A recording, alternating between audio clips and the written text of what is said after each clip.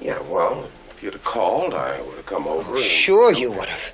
You'd comfort me, hold me, make me laugh, make me think I could take it, make me think I could take anything. James Garner no era el tipo de hombre que empezaba peleas. En Hollywood tenía fama de ser tranquilo, profesional y muy respetado por casi todas las personas con las que trabajaba. Era el tipo de actor que llegaba a tiempo. Se sabía sus líneas y trataba a todo el mundo con decencia y amabilidad, desde el iluminador hasta el director. Así que cuando expresaba su preocupación por alguien, la gente debería haberle escuchado, pero no lo hicieron. Había una actriz, elegant, icónica, una leyenda por derecho propio, sobre la que Garner advertía a los demás a puerta cerrada. Dejó claro que había algo en ella que no encajaba, y durante años la gente lo descartó. Después de todo, había encantado a la prensa. Se había ganado a sus fans y había construido su carrera a base de ser atrevida, sofisticada y imposible de ignorar. En la superficie, ella era todo lo que Hollywood adoraba, pero James Garner había visto un lado diferente de ella, uno que rara vez se deslizaba a través de las grietas. Pero una vez que lo hizo, lo cambió todo. Solo años después empezaron a salir a la luz las historias de otros actores, directores e incluso miembros del equipo. Y de repente, la advertencia silenciosa de Garner ya no parecía tan descabellada. De hecho, comenzó a parecer que había tenido razón todo el tiempo. ¿Qué pasó exactamente entre James Garner y este icono intocable? ¿Qué vio que le hizo hablar? ¿Y por qué Hollywood tardó tanto en creerle finalmente? Para entender por qué la advertencia de James Garner fue tan sorprendente y tan fácil de ignorar, hay que comprender quién era ella para el mundo. Lauren Beale no era una actriz cualquiera. Era de la realeza de Hollywood. Desde el momento en que apareció en pantalla en la década de 1940 con esa voz grave y ahumada y esas famosas cejas arqueadas, redefinió lo que significaba ser guay, segura de sí misma y tener todo bajo control. Debutó junto a Humphrey Bogart en Tener y no tener, y a partir de ahí, todo cambió. Su química era eléctrica tanto en la pantalla como fuera de ella. Y Ball se convirtió rápidamente en algo más que una estrella emergente. Se convirtió en un símbolo de glamour, de fuerza, de misterio. Los críticos la adoraban. Los estudios la respetaban y los fans la idolatraban. En un negocio obsesionado con la juventud y la obediencia, Beale destacó por su agudo ingenio, su espina dorsal y su falta de voluntad para seguir las reglas de nadie más que las suyas propias. Se movía en la industria con una especie de fuerza magnética, ganándose una reputación de mujer dura, sin tonterías, que sabía exactamente lo que quería y normalmente lo conseguía. Las entrevistas la describían como una mujer ferozmente inteligente y refrescantemente honesta. Decía lo que pensaba, desafiaba las normas y se negaba a que la encasillaran en el papel de damisela o compinche. Para muchos, era un icono feminista antes incluso de que la expresión se pusiera de moda. Pero detrás de todo ese encanto y pulcritud había murmullos, que nunca aparecían en las revistas ni en las entrevistas televisadas. La gente que trabajaba con ella a veces la describía como fría, controladora, incluso condescendiente. No era algo que se oyera de sus fans o se viera en sus actuaciones. Pero en círculos privados, su nombre iba acompañado de una advertencia, sutil, silencioso, pero real. Y, sin embargo, cuando esos susurros salían a la luz, normalmente se dejaban de lado porque Lauren Beale era Lauren Beale. Había construido toda su identidad sobre la base de ser intrépida y no pedir disculpas. Para algunos, su confianza era inspiradora, pero para otros, incluyendo un actor muy respetado, era algo totalmente diferente. Y James Garner vio la diferencia, la sintió, y una vez que trabajaron juntos, no pudo guardárselo para sí. Pero eso fue solo el principio. Cuando Lauren Beale y James Garner se encontraron trabajando en el mismo proyecto, ambos eran ya iconos por derecho propio. Garner había saltado a la fama gracias a su encanto sin esfuerzo en Maverick y consolidó su estatus con Rockford Files. Era el tipo que caía bien a todo el mundo.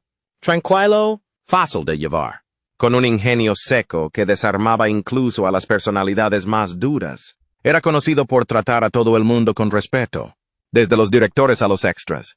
En una ciudad llena de ego, Garner tenía los pies en la tierra. En 1981 se estrenó The Fan, un thriller psicológico protagonizado por Beale en el papel de una estrella de Broadway acosada por un admirador obsesivo y Garner en el papel de su ex marido. Debería haber sido una colaboración fluida entre dos profesionales experimentados. Pero casi desde el momento en que comenzó la producción, Garner sintió que algo no iba bien. Según personas cercanas a la producción, la tensión entre ambos no era explosiva. Era sutil, fría, profesional en la superficie, pero debajo había una fricción silenciosa que era imposible ignorar. Garner estaba acostumbrado a decorados que parecían familias, pero Cole aportaba algo diferente. Era precisa, exigente y a veces desdeñosa con quienes no cumplían sus normas o desafiaban su control. No gritaba, pero su energía podía llenar la sala de tal forma que mantenía a todos en vilo. Garner, por su parte, nunca intentó eclipsarla ni entrar en luchas de poder. No era su estilo, pero tampoco fingía cuando algo no funcionaba. Bacall, al parecer, tenía poco interés en ajustar su enfoque en aras de la armonía. Conocía su estatus y se aseguraba de que los demás también lo conocieran. A puerta cerrada, algunos miembros del equipo comenzaron a hablar. Hubo murmullos sobre Biol reescribiendo líneas en el set o cuestionando la autoridad del director durante el bloqueo. Garner, aunque reacio a agitar las cosas, se sentía cada vez más frustrado, no porque necesitara un trato especial, sino porque el trabajo en sí se estaba resintiendo. Más tarde insinuaría lo desagradable que había sido la experiencia, sin dar nombres.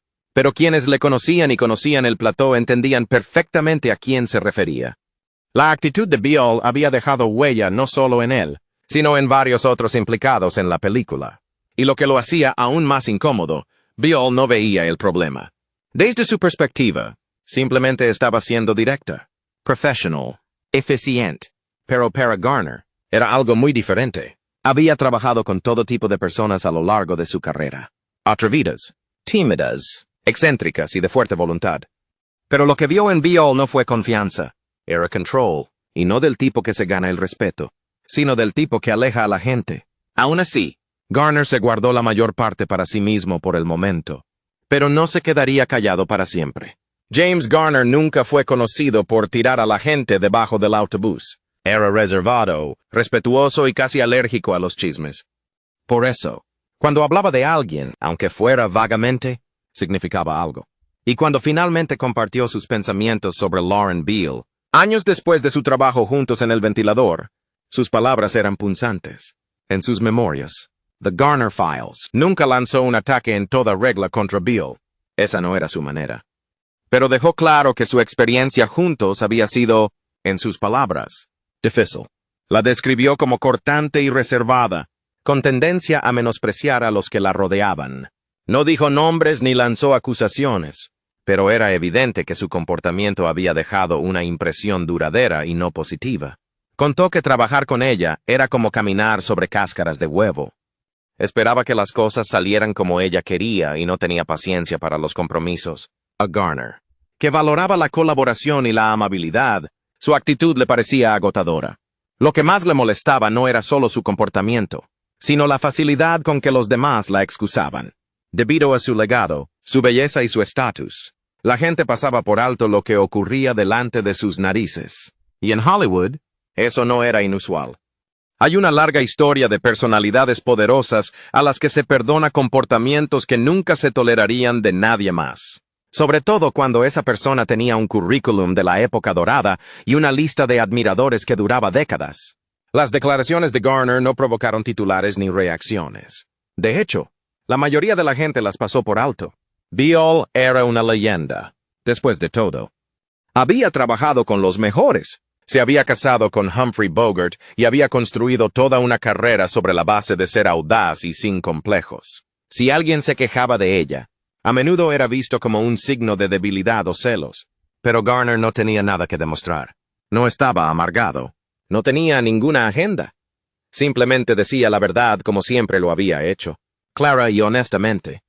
Y quizá por eso era tan fácil no verlo. No estaba gritando a los cuatro vientos ni filtrando historias a la prensa. Solo advertía en voz baja a la siguiente persona de la fila con la esperanza de que su experiencia fuera mejor que la suya. Por desgracia, la mayoría no se tomó en serio la advertencia. Y probablemente deberían haberlo hecho, porque una vez que las historias empezaron a acumularse, quedó claro que Garner no había estado sola. La mayoría de la gente recuerda El Abanico como un modesto thriller, elegant, inquietante y reforzado por la imponente presencia de Lauren Beale. Pero lo que el público nunca vio fue la tensión a fuego lento justo fuera de cuadro. Mientras las cámaras rodaban, algo mucho menos glamuroso se desarrollaba detrás de ellas. James Garner, un actor veterano que había trabajado con todo el mundo, desde Julie Andrews hasta Steve McQueen, rara vez se ponía nervioso con sus compañeros de reparto. Pero en el rodaje de El Abanico, se encontró caminando por la cuerda floja. La llamada, aunque nunca fue abiertamente hostil, creó una atmósfera que hizo que todo el plató se sintiera tenso. Las conversaciones eran entrecortadas, las instrucciones se convertían en órdenes, y los que intentaban aportar ideas o sugerencias, sobre todo si cuestionaban su autoridad, recibían respuestas despectivas o frías. Los miembros de la tripulación describieron más tarde una dinámica difícil de ignorar. Bacall exigía el control no solo de sus escenas, sino también de la energía de la propia producción. Cuestionaba la dirección, se oponía a las reescrituras y era conocida por anular decisiones que consideraba que no se ajustaban a su visión. Garner, que valoraba la armonía y la eficacia, se guardaba su frustración para sí, pero su lenguaje corporal y sus breves comentarios hablaban de otra cosa. En un momento dado, se murmuró de un desacuerdo entre Beale y el director de la película, Edward Bianca. Los detalles nunca se hicieron públicos, pero los informadores insinuaron que la insistencia de Beale en hacer las cosas a su manera ralentizó la producción y creó desavenencias entre el equipo. Garner, siempre profesional, hizo todo lo posible por mantenerse neutral, pero era obvio que no lo estaba pasando bien. Lo que lo hacía más complejo era la capacidad de Beale para encender y apagar el encanto como un interruptor. Ante la prensa, se mostraba segura e ingeniosa. Para el reparto y el equipo, podía ser crítica, controladora y distante. Garner describió una vez trabajar con alguien así como estar en una habitación fría donde el termostato nunca cambia. No era un choque ardiente. Era del tipo tranquilo que desgasta a la gente con el tiempo. No se trataba de dramáticas broncas grabadas por las cámaras o publicadas en columnas de cotilleo. Eran pequeños momentos, desires, silencios y comentarios de soslayo que pintaban una imagen clara de lo que estaba ocurriendo. Y eran el tipo de enfrentamientos que rara vez aparecen en los titulares, pero que nunca pasan desapercibidos para quienes los vivieron. Para Garner. La experiencia fue una lección.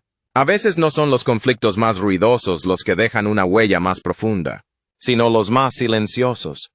Y como pronto descubriría, no era el único que había sentido ese escalofrío. James Garner no fue el único que se alejó de Lauren Beale sintiéndose incómodo. A lo largo de los años, varios actores e informadores se hicieron eco en voz baja de sentimientos similares.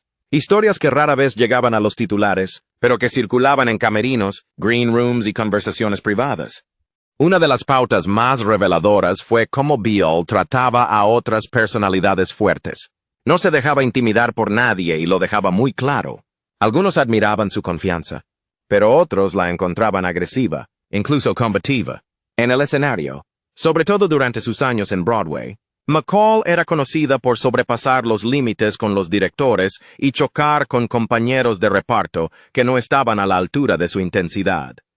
Según los conocedores del teatro, hubo producciones en las que los ensayos se volvieron tensos, no por inexperiencia o diferencias creativas, sino porque Beale insistía en dirigir el espectáculo a su manera. Incluso los intérpretes veteranos sintieron el calor.